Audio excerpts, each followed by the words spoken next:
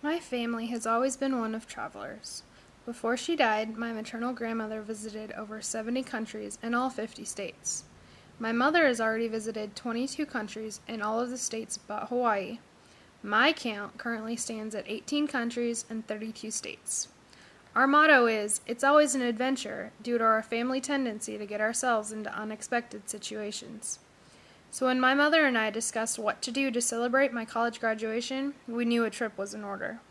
We both wanted to return to Europe, so we decided on a Mediterranean cruise.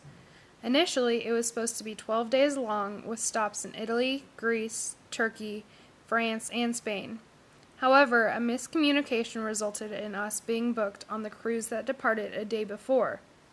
Instead of our 12-day jaunt, this would be a radically different itinerary that cut out France and Spain and added 2 stops in Croatia. Now, I had never thought to list Croatia as one of the places I wanted to visit before I die. However, my mother and I decided to stick with the booking because of our motto. Plus, we figured that if we had no expectations, there would be no disappointment. Our first stop in Europe was Venice.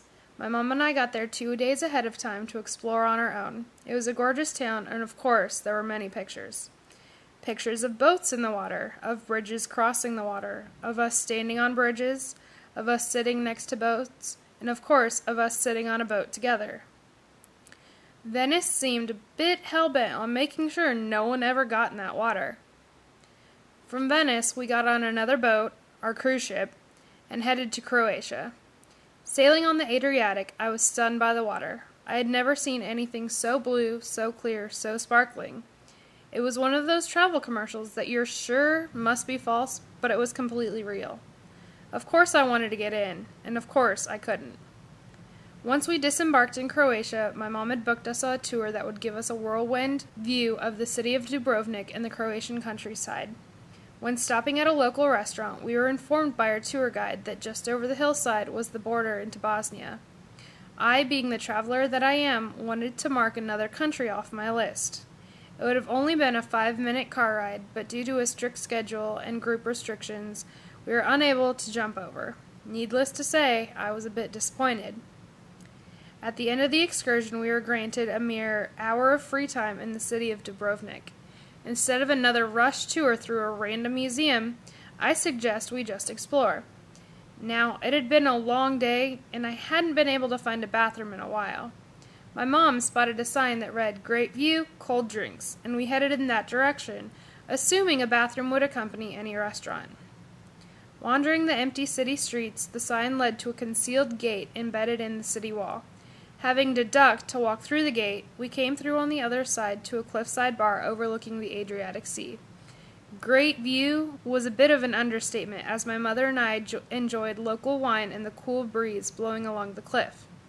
While my mother chatted with a pair seated next to us, I chose to follow the stairs that continued to descend down the cliff. I found that the stairs led all the way to the bottom of the cliff, where a rocky outcropping provided $1 million setting for a small picnic or hangout. As the water sprayed up with the incoming waves, I questioned, why couldn't I just hang out here all day? There was a Canadian man at the bottom who asked me how I had found the spot.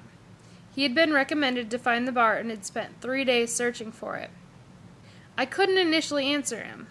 I mean, did I really want to tell someone I had found this amazing spot because my mother and I had been trying to find a bathroom? I didn't. So, with my toes in the freezing cold, refreshing water, I told this man, "I like to wander.